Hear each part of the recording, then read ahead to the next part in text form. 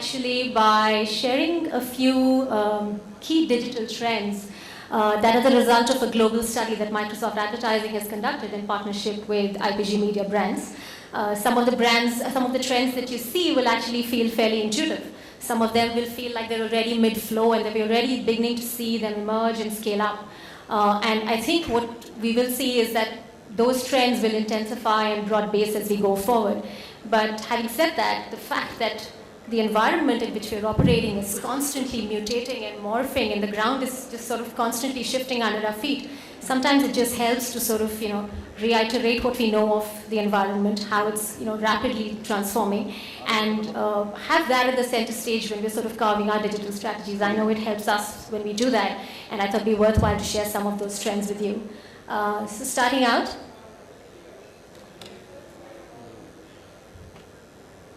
Amish, can you run up my presentation deck, please? I don't think it's queued up.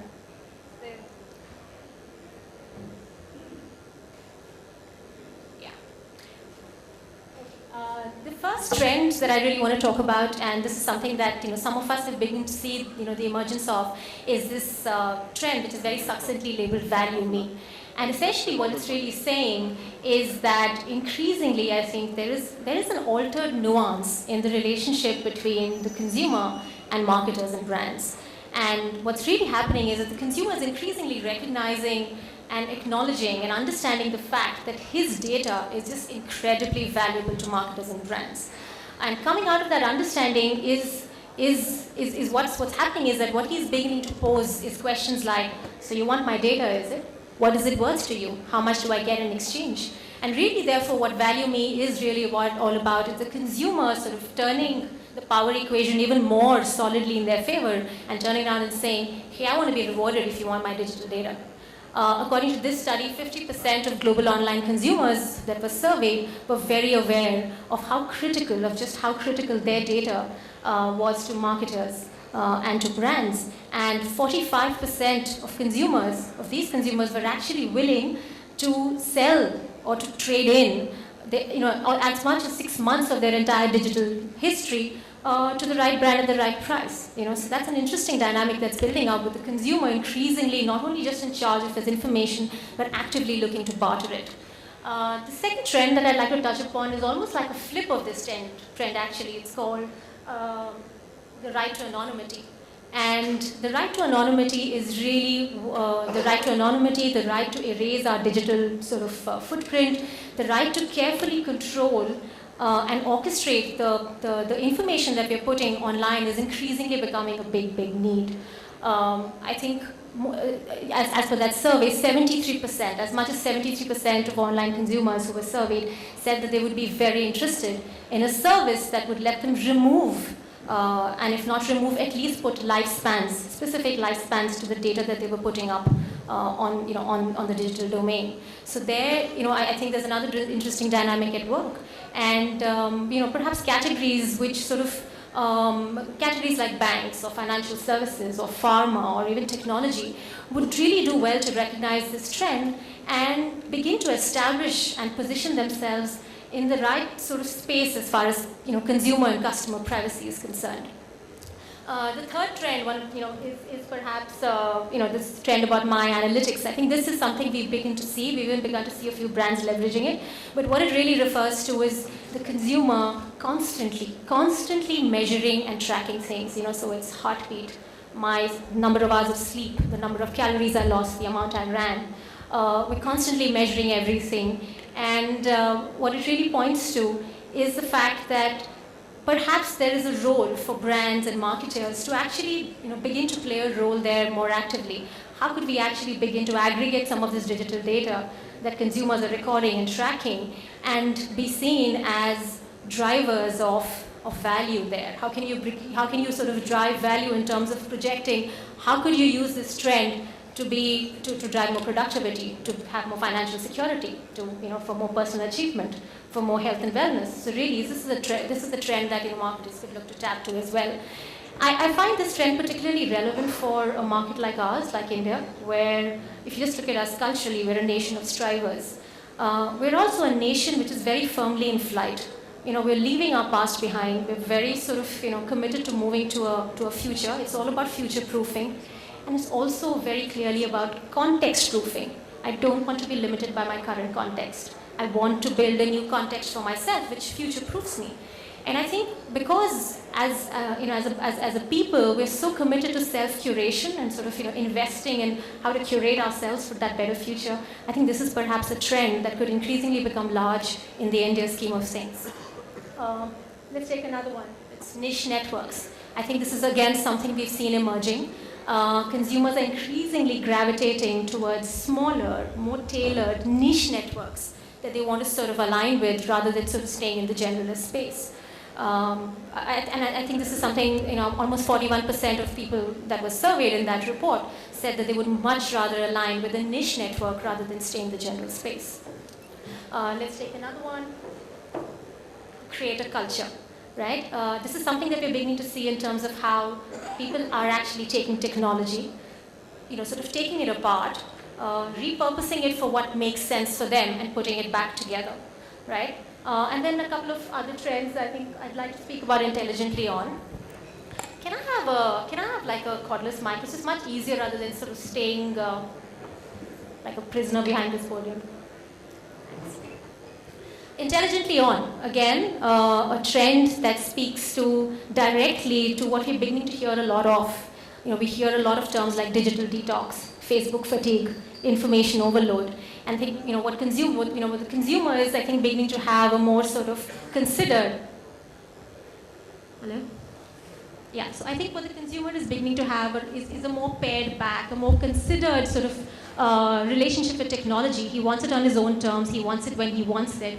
And I think with the consumer moving that way, increasingly he's also expecting that brands follow him on this shift.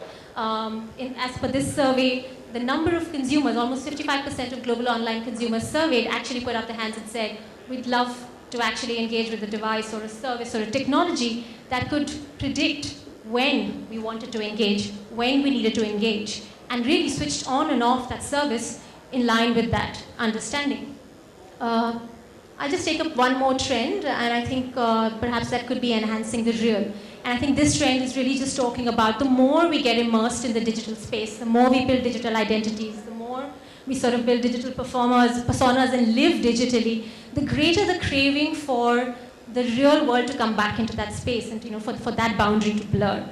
Just sort of a very quick snapshot of some of the trends that I thought interesting, and I thought that we'll probably go on to define consumer behavior online, the way technology is going to be sort of developed in the future, and I thought it was an interesting snapshot. I'd now like to talk a little bit more about how we're sort of looking at digital on an everyday basis. And digital for us, really, if you look at it, the criticality of digital for us really stems from the fact that we talk to such very diverse audiences. And we talk to gamers, we talk to developers, we talk to CXOs, we talk to students. We talk to home consumers and we talk to IT professionals and IT decision makers. So it's a very broad spectrum. And there is no real one singular narrative that we have going, really, if you look at it. In that sense, the job is therefore much more complex. We're talking to a wide array of stakeholders across a massive ecosystem. And I think the role that digital therefore plays for us in driving constancy, in driving velocity, in driving quality of engagement really becomes very, very important. And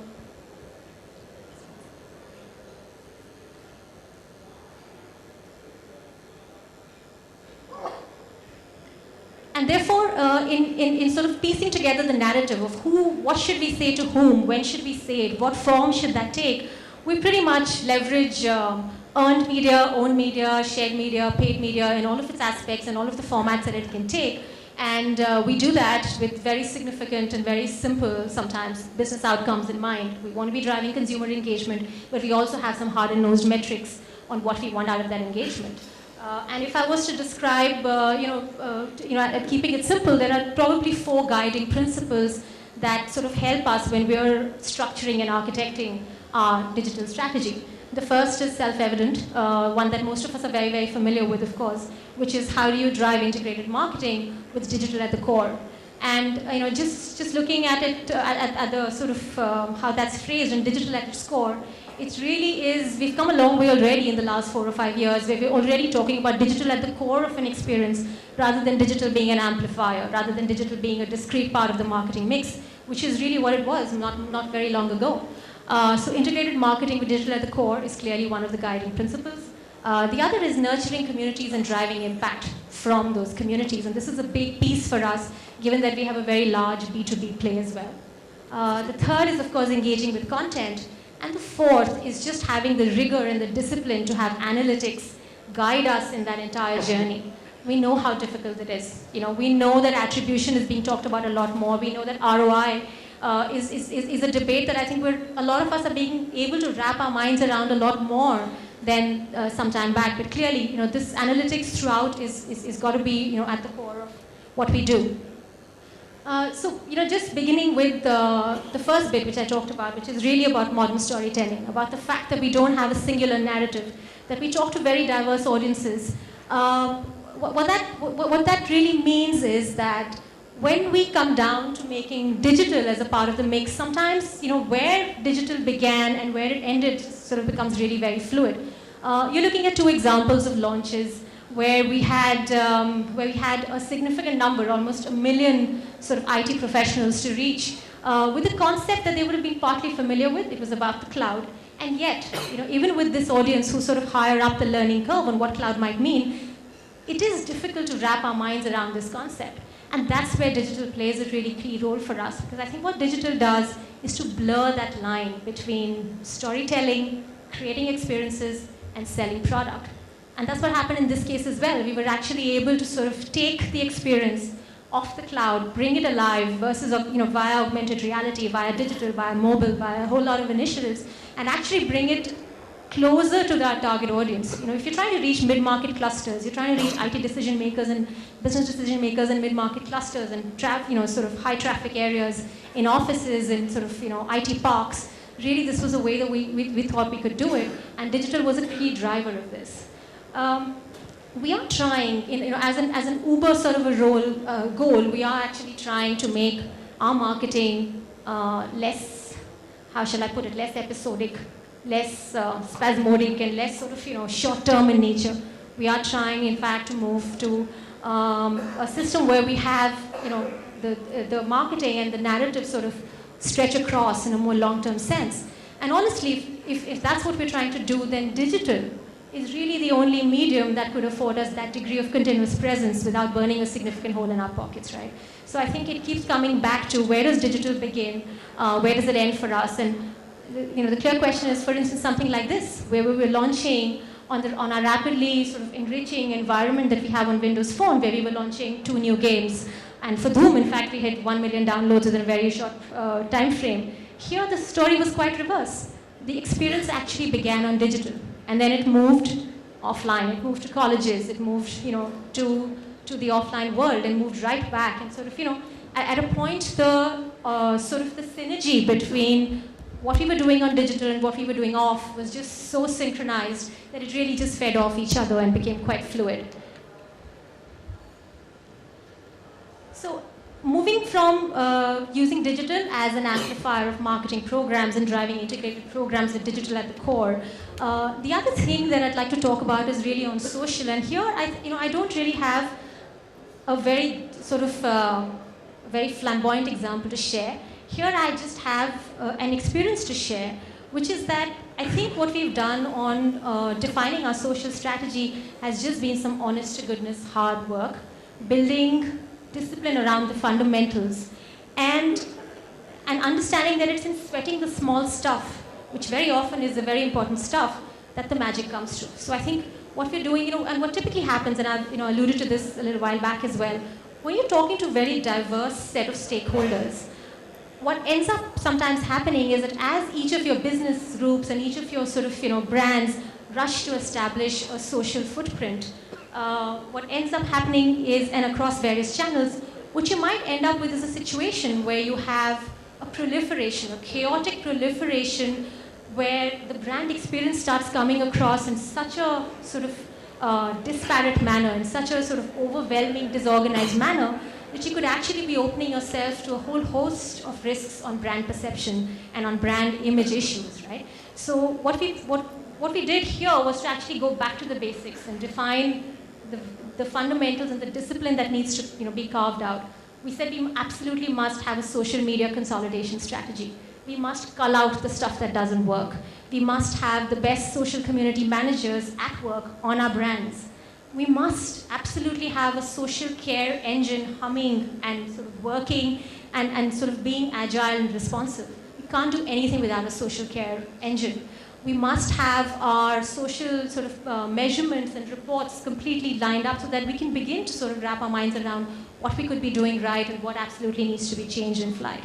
So having done all of that and driven the consolidation, put the sort of processes in place and put all the moving pieces together, I think we're today at a stage where we're saying on social we want to take flight.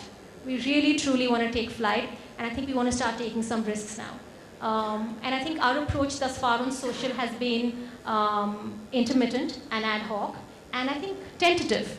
Sort of we've taken our baby steps. We've sort of lost our sea legs. We're a little bit more sure-footed now, but I think we're some way off from actually truly taking flight.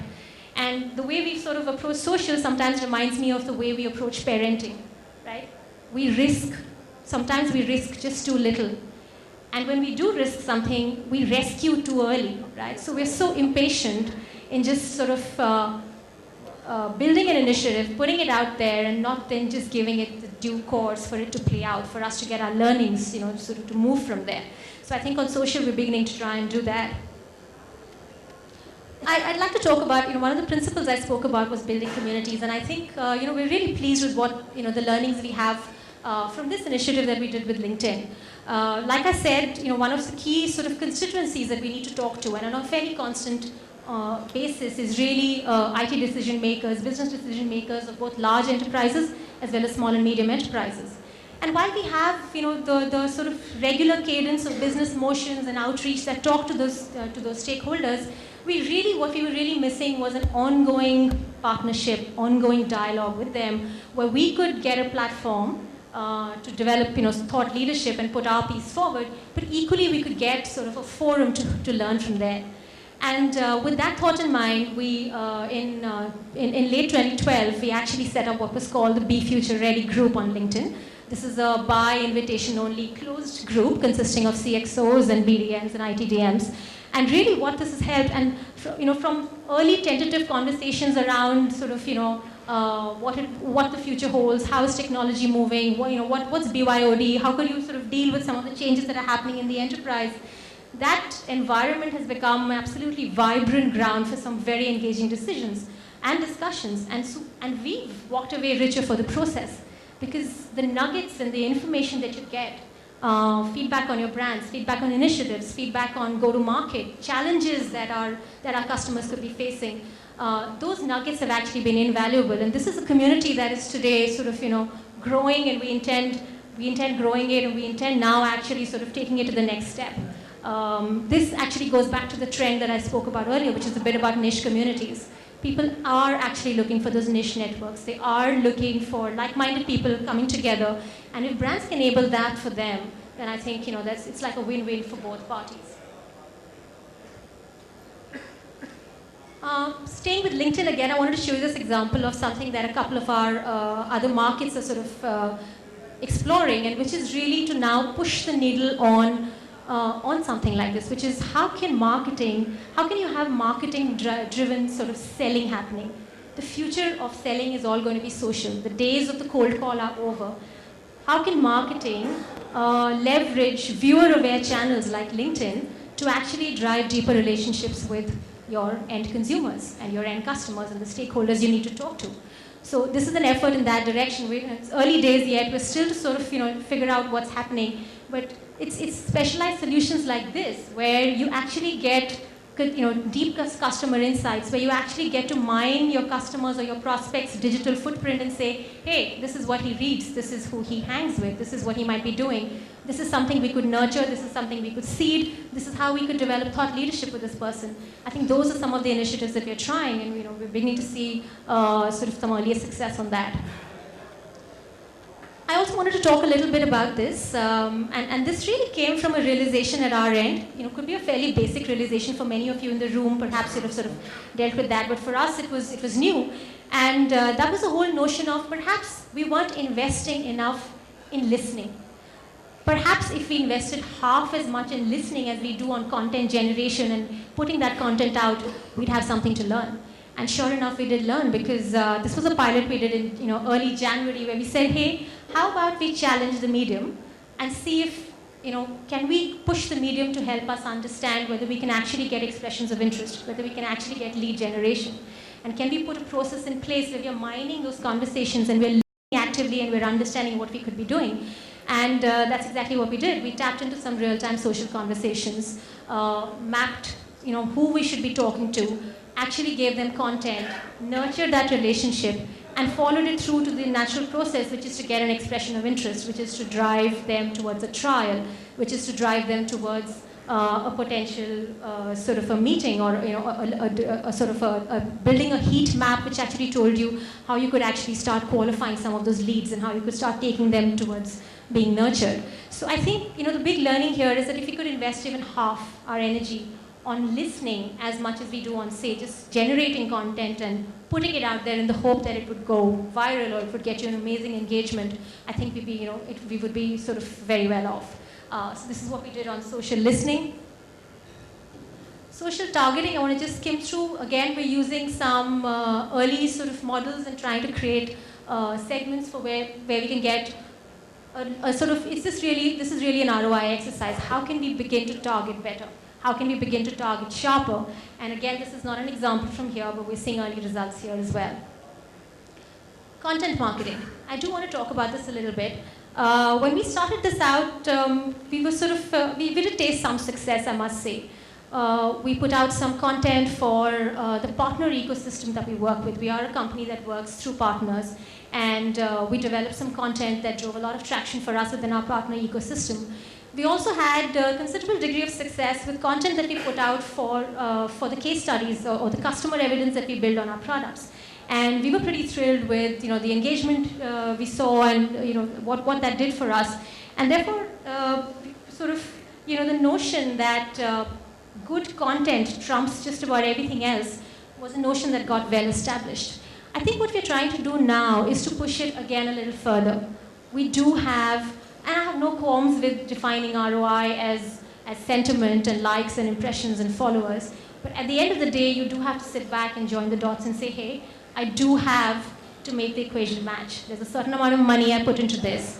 And while it might be wrong to sort of put a revenue number when you're looking at social, you do have to join the dots and say, I do need some algorithm that works. I need to understand how I can drive attribution and what I'm getting out of this activity. I think that's what we're trying to do with content syndication, where we're saying we'll use content to sort of open the doors for just building a relationship with prospects. Yeah, so if you're seeding the right kind of content, if you're then nurturing that with a follow-through, building a heat map, trying to get leads to sort of get qualified and get nurtured, and I think that's the manner in which we're using content.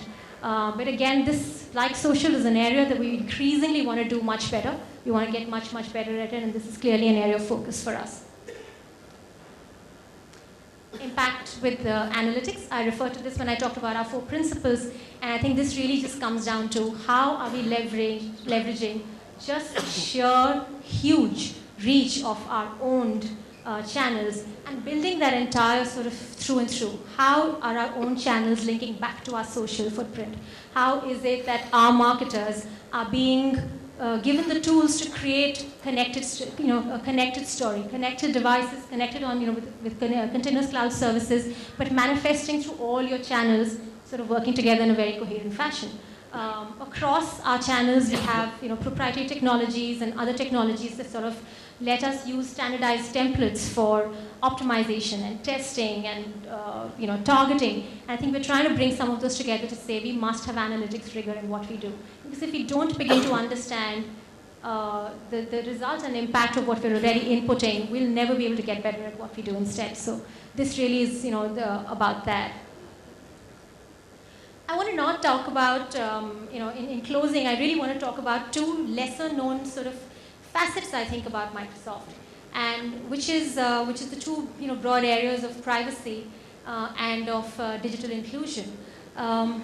Privacy in particular, it's a very simple thought that we have, which is put the consumer first.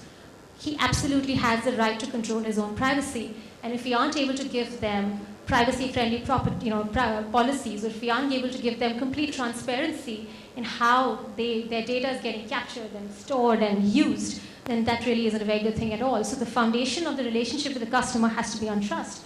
And therefore, privacy is something that we hold very dear. I'd just play the video for you. Avnish, can you help me with that? Nice to have sound as well.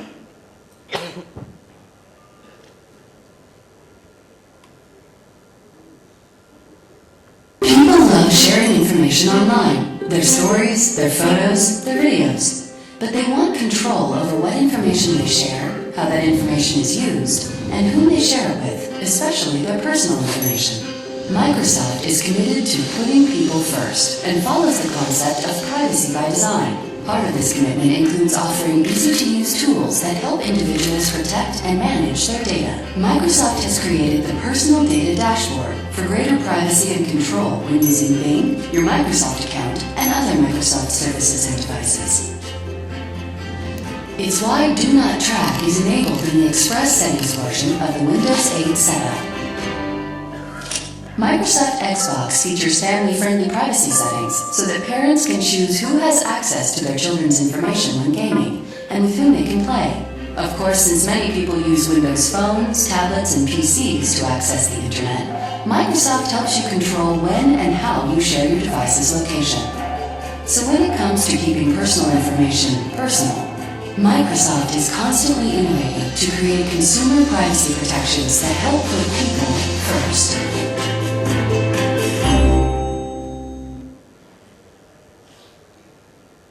And I think this is important. Again, privacy is not really a hot button in India, is it? I mean, we're such a sharing culture.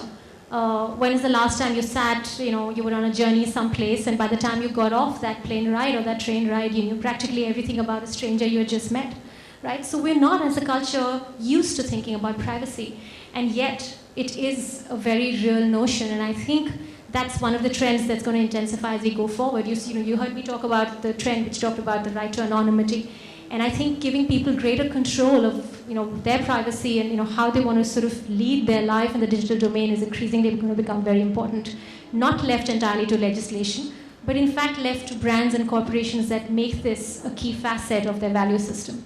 So that's one. And the second sort of thought I wanted to leave with you in closing is really the whole area of accessible technology.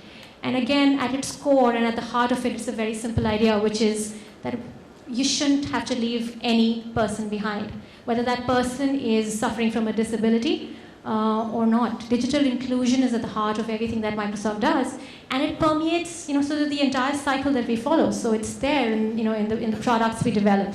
It's there in the manner we innovate. It's there in the manner we sort of support policies that help that. And it's certainly there in the manner in which we collaborate with governments and brands and NGOs to make sure that digital inclusion is an absolute certainty. And I'll just leave you with the last video that illustrates that very beautifully. Thank you.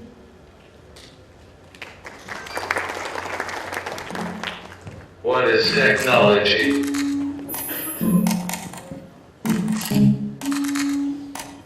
What can it do? When I lost my eyesight, I thought that my painting days were over. How far can we go? By using your hands, you can actually control your X-ray. Technology has the power to unite us. Hang on, honey. Hang on. There he is! You see him? I can do. It inspires us.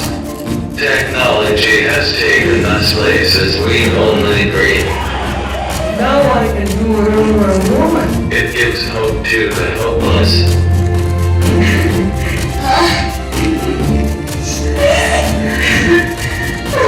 And it has given voice to the voiceless.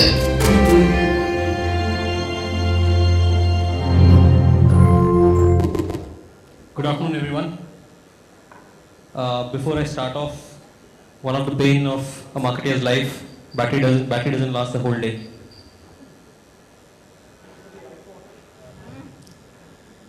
I'm not a big iPhone fan either. So good afternoon. Thank you, Josna. Thank you, AdTech, for setting up the stage. I'm going to take a slightly different look at technology, at marketing, and at the digital domain. I'm going to talk about it from the person's point of view, from the marketer's point of view.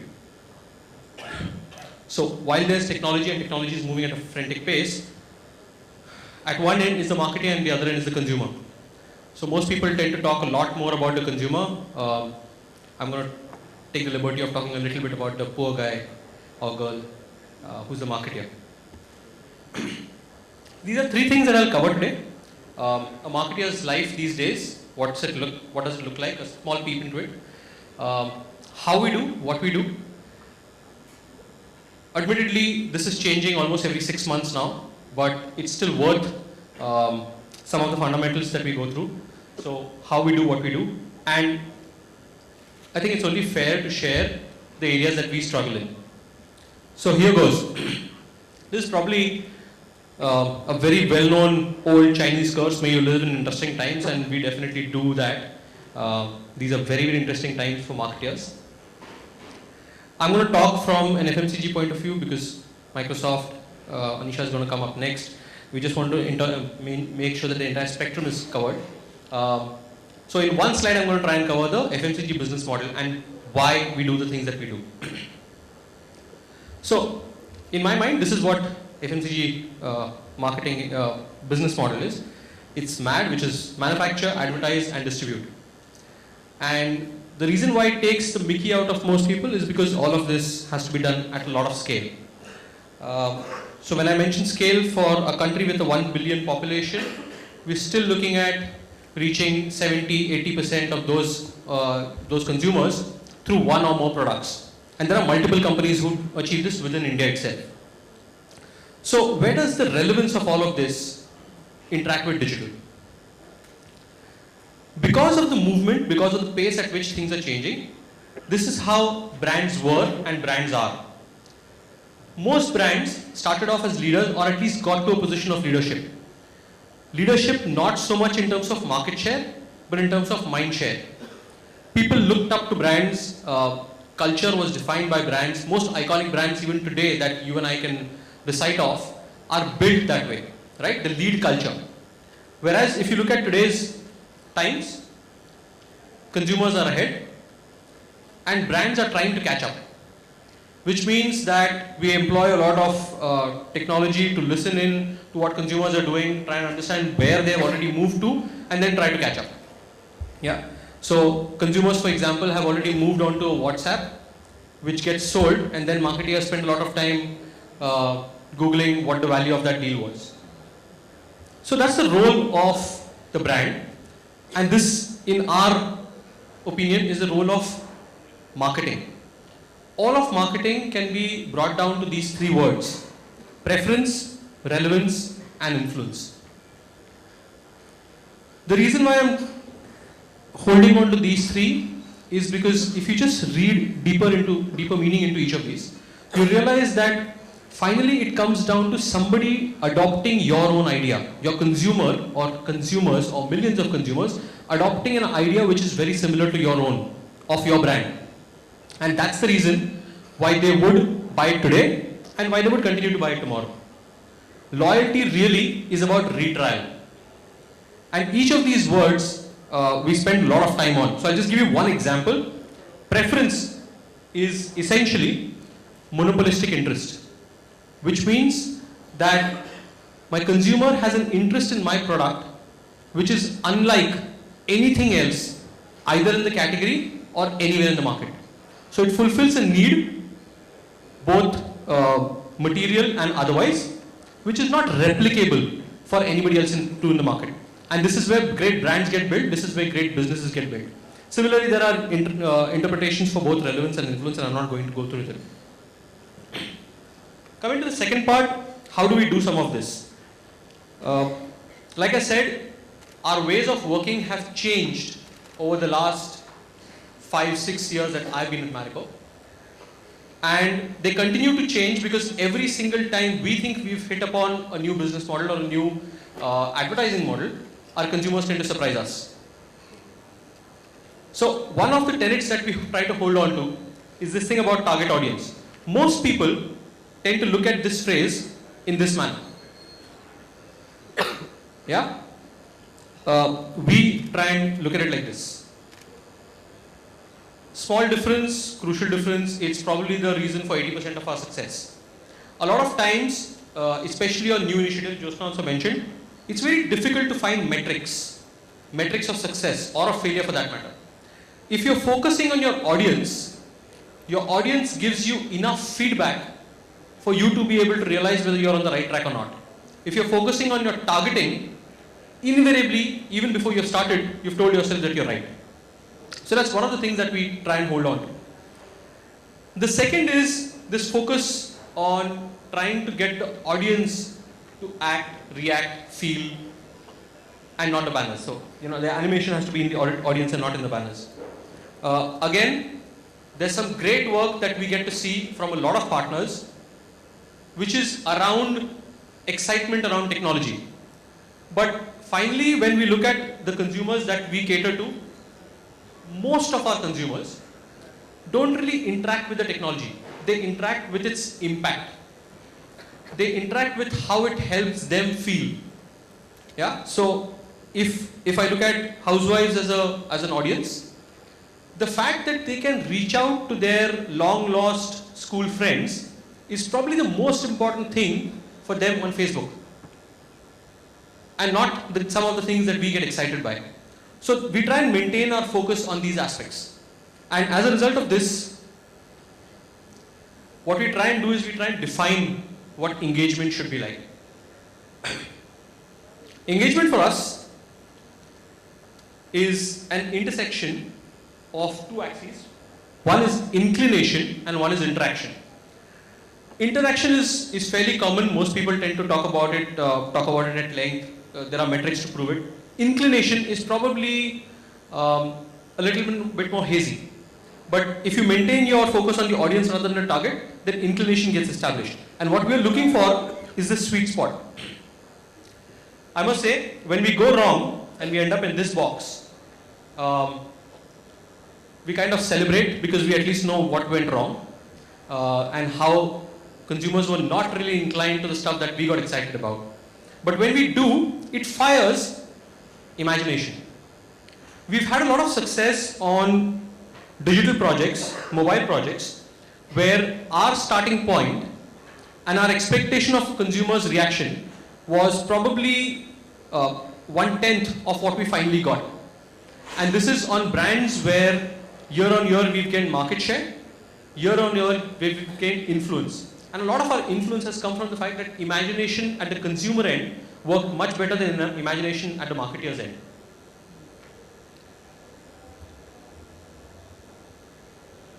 Okay. So how we measure it? This seems to be a question that almost everybody asks, and we ask ourselves a lot. We just try and maintain focus on these two. It's always been like this. We've tried to keep it simple. We focus on business and we focus on equity. There's a lot of legwork that needs to be done. There's a lot of consumer work that needs to be done, but that's fair because the returns when you keep these two in focus help you to do things over a long period of time. We find a lot of value in building brands because then repeat consumers come in because of the brand rather than because of your efforts. Secondly, it's a people business. And what we mean by this is that every single project that we do, we chase one emotion. When I say we chase one emotion, this is not just TV advertising. This is essentially a part of everything digital that we do. Everything on mobile, whether it is social or otherwise. Even if there are brands and there are categories where people essentially come to you for problem solution. Even on those categories, there's one emotion that you identify and you chase everything in that project is about that one emotion. We don't call them campaigns, we call them projects. Coming to the part that I like the best, where do we struggle? Despite all of this, I think we still struggle with precise segmentation. What I mean by that is the older definitions of 25 to 44 years, females, ABC, etc., or even 27-year-old girl living in Ratlam don't really make sense. People are different from people. What we're looking for are as many markers as you can to help me identify each individual. Because what we've seen is every time we've had the ability to identify an individual, understand the person, we've seen success. Some of the stuff that I've tried to share. So one of the things that we still struggle, and I think we will continue to struggle for some time to come, is this ability to segment correctly. Because if you just look at this crowd, a lot of us would have similar credentials in some form and yet are different people. If you were to make subgroups, there would be some around a certain hobby, some around a certain time of departure from this place, and yet it is not one segmentation, something that marketing has been doing for way too long. So that's the first thing that we would love to get help on. The second is about social, and I usually pause a little because for some strange reason when I say social, people think of Facebook and they think of social networks. So we're not talking about social media. We're talking about social networks of people, of real people. I don't think we have even begun to understand the social setup of an individual, of a consumer. And this is something that we would love to get help on, understanding on. We would love to know more, learn more, experiment more. The last thing I want to talk about is this thing about marketing worth sharing. If you look at what I've said so far, a lot of our marketing efforts are to ensure that consumers understand who we are or what our brands are. And if you can identify the need of that consumer or the emotion of that consumer that gets triggered, the rest of the cycle is fairly easy. In fact, a lot of money that is spent on rechasing a consumer is often useless because the consumer has already made up his or her mind on what you want to do. One of the things that we've realized is that whenever we've tried to build a logic around why our brand versus X brand is better, we failed. Whenever we've tried to gauge what the emotion around my brand or emotion around my category is, we've seen success. And whenever consumers have managed to latch on to that, our marketing efforts have been shared by consumers that we don't even know of. And we have a lot of stories around this. So, so this essentially is what I just wanted to share today. You can call it an inside peep into a brand marketer's life. I would love to hear from any of you who have help on any of these three: segmentation, social networks rather than social media, and about marketing that's worth sharing. Thank you so much.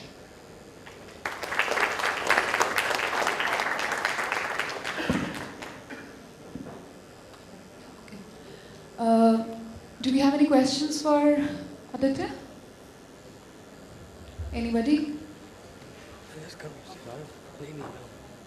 Nobody? Okay, one question. Can we have the mic, please? Do we have the mic there? Okay, I'll give it to you. Hi Aditya, thanks for the great presentation. My name is Manish. I head a brand called Readwear, which is a consumer brand, but my question is quite the opposite. My question is, what tips do you have for marketers who want to leverage digital for B2B marketing? You know, I wanted to ask this question to Jyotsna earlier, but I think she's left, so I thought I'd just put the question across to you, and maybe Anisha after that can cover that as part of her presentation as well. Thanks. I'm sorry, I didn't get the name of your brand. I had a brand called Readwear. It's a digital reading platform. Okay. And I don't think I'm an expert on B2B. All I understand, and because I have a lot of friends from the industry who are B2B marketers, is that the number of people who take decisions is a lot lesser. And the quantum of business that gets generated because of somebody else's decision making is a lot higher. If I apply the principles that we apply to our business, I would still say these things are valid, which is I have to understand what is that person's emotion not on fulfilling a business need, but after that need gets fulfilled. So for example, if I have, one of my friends here, okay, she's already gone out. It would, from a brand's point of view, the understanding that a marketer takes logical calls or takes calls which are very well understood, thought through, etc., is all true. I'm not saying they are not. But there is a sense of experience, there is a sense of gut, there is a sense of emotion that still creeps into business. And in fact, some of the better decisions come from that business. So I would still go with these. I still think you should take second opinions. This is a completely different category I'm going to speak about. You heard about IT services, you heard about the FMCG industry, and now this is financial services. And I guess after you get in perspective on this one, you will realize that irrespective of the category you are in, digital today is making a lot of sense. And how do marketers actually make sense out of this medium which is becoming so difficult to understand? The more you get to know it, the more challenges you start facing as a practitioner. And hopefully, what I'm going to share is an attempt to synthesize and bring all our efforts together. And that's what I guess most of the people who are here in this room, when you start applying this to business, I'm sure you will relate to it, because these are some things that we are facing in our day-to-day working when it comes to an understanding of this medium. But before that, just a quick look at our category and how relevant it is for this particular industry as well.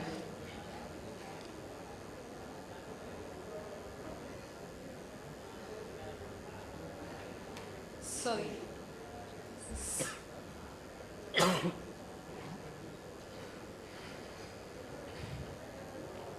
All throughout, we hear life insurance as a word is not something that most people want to hear. It's a category that's sold and not bought. Okay? It's something where, when people come knocking on your doors 3 times over, you do not want to actually entertain a conversation around this. And we are talking about digital in this kind of a category.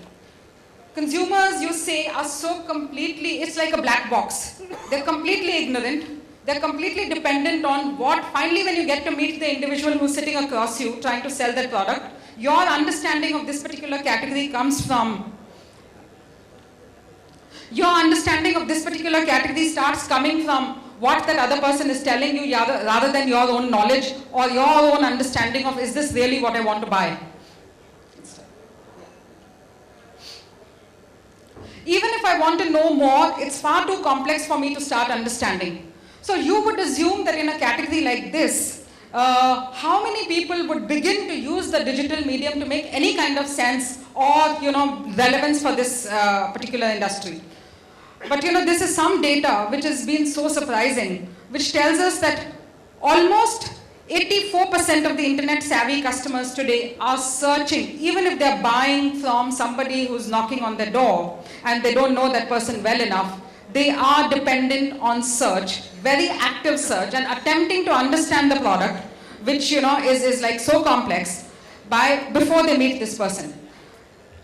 Incidence of purchasing life insurance online has increased from 0 to 5%, which is phenomenal. And the recent figures from BCG report that just got released 2 days back, they're saying 3 out of 4 purchases will be influenced by the net. An industry which today in terms of revenue, direct sales stands at 800 crores is going to be 20,000 crores in 2020. And there are many more such statistics and data that are available which are telling you basically that this industry, this medium is going to be as relevant for financial services category as it is going to be as relevant for FMCG or any other product that you're talking about. So in this kind of an environment, I know Aditya spoke a bit about the struggle that marketeers face. I think that struggle is not as simple as he made it sound, it's not just those 3 things he spoke about. The complexity is humongous. And when you look at this, today all the action has shifted on the web world. When you look at the real world, physical world, at any given point of time, today the context is politics. You look at the physical world, all that you see in the newspapers or what you are reading is about those 3 candidates and the tickets that are coming. It's so completely monopolized by the recency of the event that's happening there.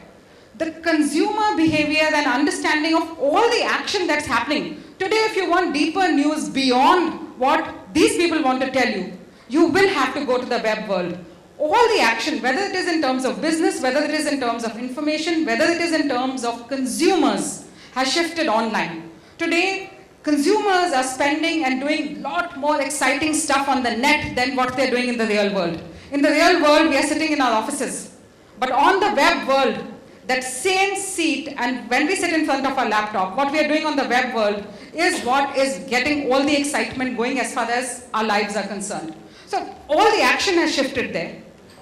Social media, therefore, is not so much about technology as much as it is about sociology and psychology. What is my real behavior? I was sitting in the lunchroom and somebody was telling me, what do you do with identities? You know, he just got a tweet from somebody, he says, mere do gumshada bachon ki taraf se. I mean, that's the identity handle. Mere do gumshada bacche. Something like that was the handle. You don't even know behind that identity, who is the person behind that. If I am calling myself a fake Salman Khan, and there are thousands of identities of Salman Khan, who's the person behind that? When we do social analytics and we are trying to analyze and understand behavior of this individual, if I don't even understand the identity, and if the identity itself is fake, how do I get to deeper analytics and listening to him? You know, am I actually listening to a Salman Khan, or am I listening to somebody living in some Dharavi somewhere, or, you know, living in Dwarka in a 2-bedroom flat? I mean, that's the marketeer's dilemma. Where is the data coming from? What's the authenticity of what's happening in the social world? And that's why I say it's more about sociology and psychology, an understanding of consumers from that perspective, rather than seeing them as, you know, what the face value seems to be. You know, in the real world, at least it's easier. You are the human being and you know who you are, you have a physical identity. Content is another thing which has become, I mean, there is today an oversupply of content. It's not so much about content creation as it is about optimization and curation. What is the right content? You know, I mean, today I wish somebody would just filter out and give me what I need. It takes me almost like 10 different hits and searches and almost 45 minutes before I come to exactly what I was searching for. So what is the challenge? Is creation of content a challenge? Everybody is posting everything. I think it's the curation which is a challenge. How does somebody filter out and get to the point? And that's where, you know, when we are talking about social and when we talk about content, what we are posting is content that brands want to post, not what consumers want to actually assimilate and hear. In the virtual world, if you actually make one customer unhappy, you will go and speak to 5 friends. In the virtual world, if you make one customer unhappy, one post and thousands of people get to hear about it. Online reputation management. I mean, the components of digital today are just, you know, whether it is social, within social, is it YouTube, which is bigger than the whole television universe put together? Is it content? Is it search? Is it your own digital assets like websites and all? Is it online reputation management? The components of digital are a different world altogether. Each of them require a level of understanding. If we do not start getting deeper, we start using them superficially. And that is where the challenge is. And I think aligning, what most marketers are doing is, we are trying to align consumers to what brands want them to hear, rather than aligning ourselves to what consumers want to, you know, to their buying patterns. And their buying patterns, and I'll show you a couple of slides, which will tell you that the buying patterns are completely chaotic when it comes to the digital world. So how do you harmonize? So this section is more about how do you harmonize? At least let's attempt to harmonize. I'm not saying that, you know, you can get it right, but at least begin to synthesize and begin to harmonize your digital efforts with consumer and with your business goals. Eventually, there are large sums of investments going behind digital. How do you bring it and synthesize it together so that you know it is eventually going to make sense? And this is what I was talking about. The buying process is so complex. The conventional brand building matrix of you create awareness, you use television medium, you create awareness about, about your brand. You create a pull, people will start walking up to a retail shop and they will buy your product. So that's why the funnel was linear. There was awareness, there was consideration, there was a first choice and there was a purchase. Today, you make the product available, accessibility on the net. You don't even have to do anything. You can just inverse the funnel and begin with the purchase process first by making yourself just easily accessible. So where is that going to come in the funnel? Access and ease never used to be in the brand conventional funnel.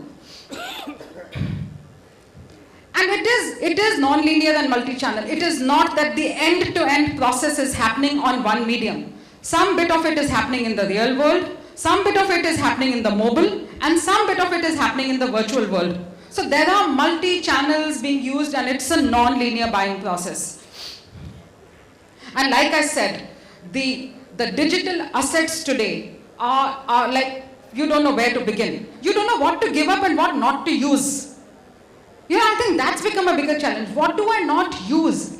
It just seems so tempting to experiment and try things out, because at least this medium is allowing you to do this. So what's becoming, I think, more difficult is, what do I give up? What do I focus on? What is it that I need? Do I need a LinkedIn for something else, or do I need a YouTube, or do I need to be on Star TV? How do I start converging offline and online and start filtering and saying, what is of relevance to me? For which business objective?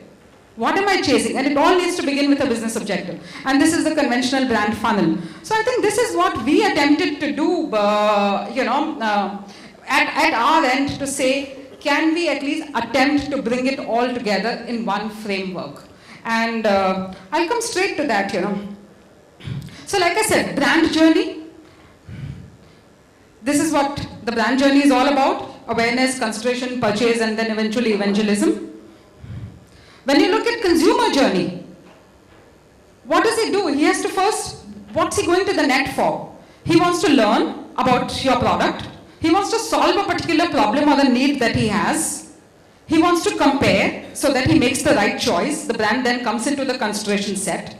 Then he wants to buy, and then there is the experience. So when you actually start marrying the brand journey with the consumer journey, once he's learned about your product, and he solved a problem, is when you move from awareness to familiarity. So that's the first level of integration that you do. Then you come to the business objective. What is it that we want to do? Do I want to build my brand? At what life stage is my product or my brand? Am I actually investing in creating a lot of goodwill and imagery for my brand? Is that what my objective is? Am I there using a particular medium to influence decisions?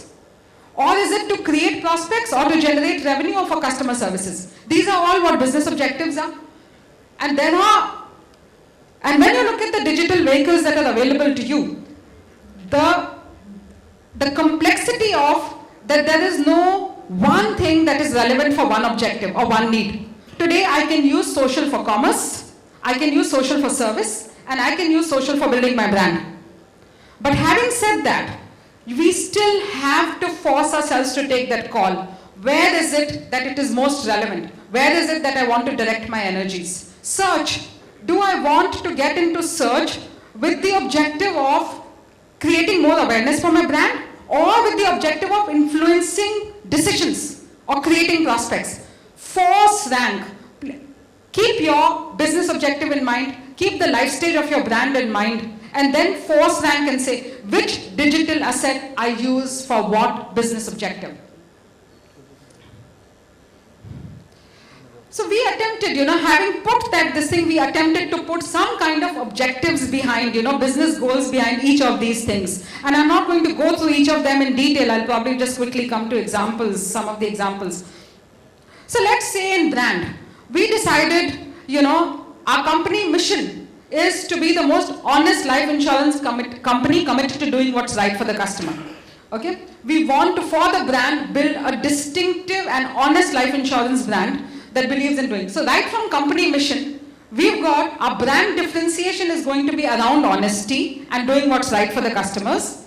And what we decided to do when it comes to our first pillar is to amplify this core thought by customizing it to the medium. And I'll give you some examples of how we are doing it, Straight away, it's basically in our business, it is the advisor, okay, who is, who people are depending on. And if advisor is honest, he will give an honest, recommendation to the customer. We've created a YouTube channel. We created a destination microsite first, where we showcase the honesty through the customers speaking on behalf of their advisors. Then we created a YouTube channel, which is about the right sales process. There's some 26 videos on various touch points of selling, where we've got the customers and the advisors sitting and talking to each other. So that's what I meant. And then when you come to, and there is merit in doing interesting stuff as well. When it comes to social, obviously this kind of educative stuff doesn't work on social. We went ahead and we did something like good advice, bad advice. We created a whole lot of interesting, engaging content around people wanting to give all kinds of advice. In India, advice to free mein milta hai, har koi deta hai. The minute you open this up as a thought on your social handles, you see people giving you advice on all kinds of stuff. And how do you make it funny, of course, is where all the creativity comes in. So, whole lot of assets that we use to amplify the core brand thought. Especially coming next to influencing decisions.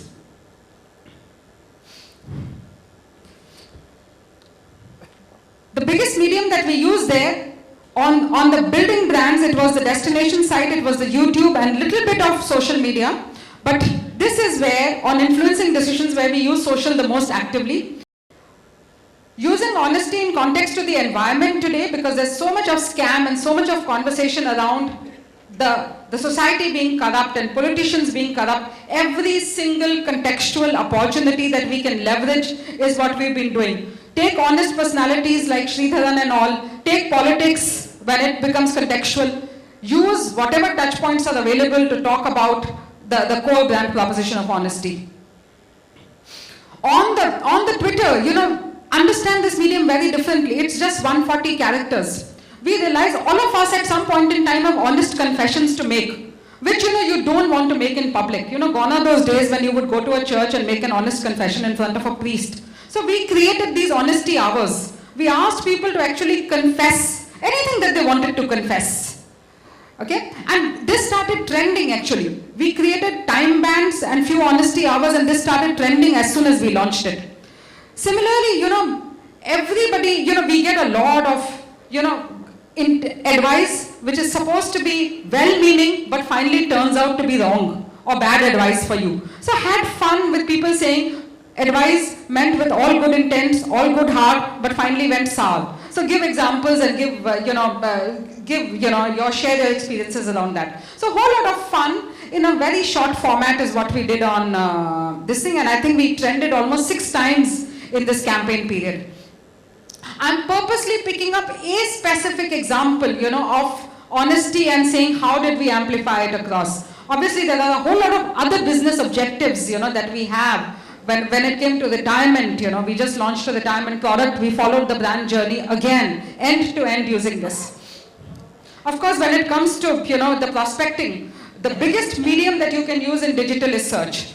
SEO, SEM, event-led contextual marketing. So if there is a Valentine's Day coming, how do you contextualize and use that? So prospecting, lead generation is what I call. We use SEO, SEM and contextual marketing and remarketing very aggressively. So these are the 4 tools we use for this particular brand objective. And when it comes to obviously SEO, we all know, finally it is the content that, SEM is obviously paid and you can manage it.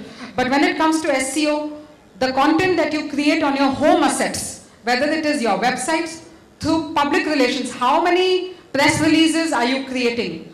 Financial results of the company, all credibility building news. We've identified what is the linkage of any press release that you do where you give financial results or any other company credentials on the SEO. The minute you do that, we know that we start trending. We're obviously on page 1 when it comes to this category, but we start coming up 2nd or 3rd in the listing queue. Now that's the kind of science that you master to understand the impact of one offline thing on what's happening in the online medium.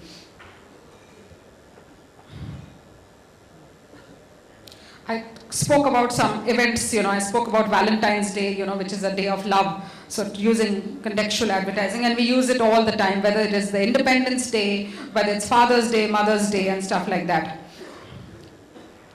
Generate revenue, obviously the end outcome of a whole lot of these things is to either create leads and leads translating. But here I'm specifically going to talk about, which is basically the e-commerce business vertical that we have, which I also run. And I spoke about, how this 3 out of 4 people in insurance by 2020 are going to start buying online.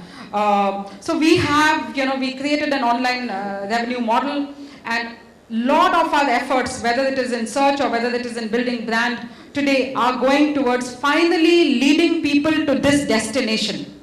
There are people who want to, stop and take a personal advice. We direct them to our advisors. So after you've created the consideration and there's a lead, you give a choice to the customer. If he wants a personal intervention, you connect them digitally to the seller. If he wants to process the journey himself, you land them on this destination site where they can actually complete the process end to end. Again, even when we launched this channel, honesty as a thought, was something that we carried through with our line like check karo sahi chunav. Finally, it's your decision. You are in this complex category deciding to choose to buy yourself, but make sure that you're doing the due diligence right. And we've been, one of the fastest growing e-commerce brands, one of the last ones to enter and one of the fastest growing brands. Customer service in our kind of category, which is, people outlive products. Which other category? Products outlive people, sorry. The service and the product outlives people. Which other category, lives like this? It comes into play, even after you're not there. So therefore, servicing, and it's not a one-time in and out purchase, You service, and then the product, you need to pay up continually to stay alive. The renewal premium, which is relevant in insurance, we've realized that you can actually generate, instead of having these people walk up to branches, write checks, courier it to you, call up your call centers, how do we create and give them apps right on the Facebook, right on our website, where you make it easy for them to pay up? And we are happy to say almost 12% to the tune of 350 crores, in the last 1 year itself, has started coming through, people actually just logging in and start buying, because they've become comfortable with transacting big monetary values on the internet today. So all kinds of customer service opportunities, whether you want to transact, download your receipt, pay your premium, you have some queries, you can ask your questions online. So all help is available. And that's what we mean by, we've taken an agenda of saying at least 25% of our customers should not come to us physically. They should start transacting with us for all their needs, whether they have a query, complaint, resolution, payments, whatever. At least 25% of them should do everything online. Now that's the business goal we've taken. Now how do we make that happen is through all these kind of features, applications, that we are actually making it available for these people to use. And of course, in the end, it's all about listening, If you don't listen, if you don't solve for their queries, the online reputation management has an organized system and a process where you're tracking, because they are leaving their comments all over the place. Fortunately, what has happened is if you start responding, and if you start responding within, and we've taken tags of at least we'll respond within 4 hours and solve within 24 hours, because in our category, it's not easy to solve over the conversation. So you have to get back, do some bit of due diligence, and eventually close it in less than 7 days. And it's very aggressive timelines, and we've started doing that. People have started realizing that, this is a medium, and we are happy. The more complaints and the more queries that come, the happier we are, because at least it's giving them chance to talk to us rather than going and talking outside to the world and cribbing about us. So a very organized mechanism where we are within 4 hours, we are acknowledging what they're saying we'll promise to come back to you as far as possible, simple queries in 24 hours and difficult complaints within 7 days. So most of this is working in a very organized manner. And like I said, finally it's all about measuring. It's the most difficult thing in digital. There are no apples to apple comparison. But if you've decided anything that you do, if you go in with a set objective and with a clarity, you are able to, clear, almost like a monthly tracker we have on how are we tracking on digital, on building brand. Now, I'll give you one example. We have a brand track that tracks our brand and we get the score, that this is the X percentage we are on consideration on our brand equity. We have now taken a digital panel as well in our brand track. And the score that we've taken, this is a revolved customer, we are doing this kind of stuff, at least 10% more than my offline score, should be my online score. So that's how you have to decide for your categories, what are the objectives, what are the MOSs, and make sure that you find a way to measure it as well. So that's it from my side. Thank you so much.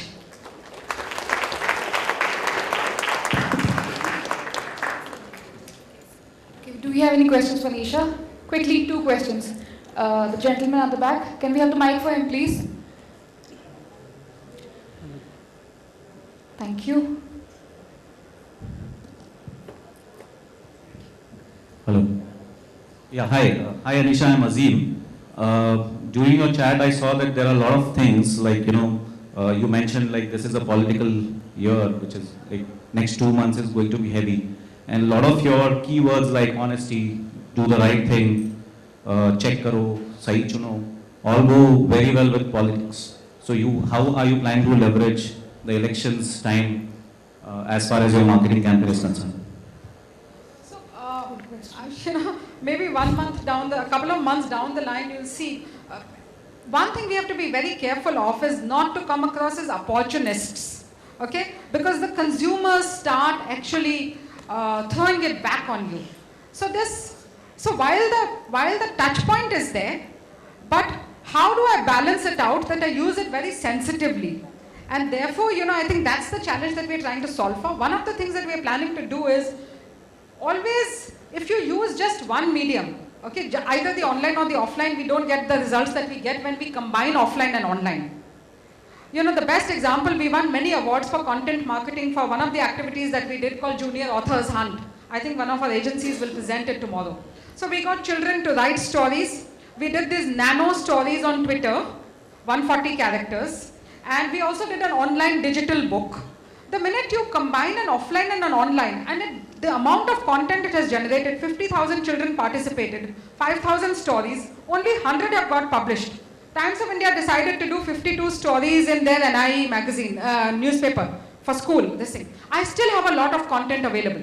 Now what we did was we created an offline activity, we combined an offline initiative, have an online version of it. Now I have for the next 2 years, I have actually got content available with respect to stories and this thing from these children and ambassadors, brand ambassadors and these little children who are constantly willing to give me fresh content. So we are attempting to do something like this with honesty. A ground idea come an online idea, okay? Could be, say, I'll just take an example. Maybe this is not what we are doing, so I can take an honesty meter in cities. Which city is more honest? Delhi is more honest than Mumbai. A proper survey, large-scale, physical idea. And then leverage it and amplify it online and use the online medium for wherever it's relevant. Thank you, Anisha. That was a brilliant answer. One more question from the gentleman in the front. Thank you. Is that working? I have to be very careful with Kalpi's question. Can you replace the mic, please, quickly? You spoke about 5% insurance being online now and hoping to go to 25% by 2020. Is that live only or all insurance? So this was, Kalpi, this was live only, and this is just the recent BCG data. Now, see, this is whether 20,000 will be, say, influenced by online. Doesn't necessarily mean purchased online. Our own estimates on this are not as aggressive as what BCG seems to be saying, along with Google. Okay, thank you, Anisha.